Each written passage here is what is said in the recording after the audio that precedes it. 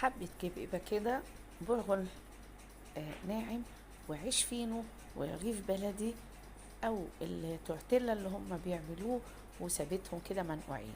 هتخرط 3 4 بصلات، واللحمة المفرومة على النار بتتشرب ميتها وبتنزل عليها بالبصل ومعلقة الصلصة، طبعا ملح وفلفل وبابريكا وبهارات لحمة، وبتتبلها كويس وبتسيبها لما تتعصر كويس جدا.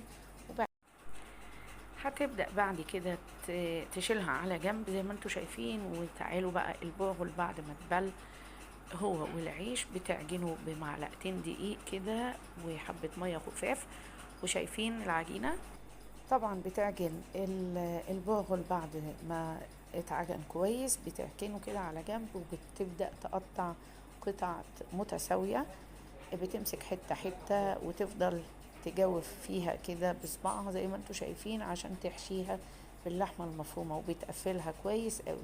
تركنهم على بعض على جنب، وبعد كده بتحط بقى زيت غزير، ولما يسخن الزيت بتنزل بالكبيبة لحد ما تتحمر كلها تماما. بتقدمها بقى مع سلطة، وهما بيحبوا يقدموها مع الحليب، وأحلى كبيبة شامي.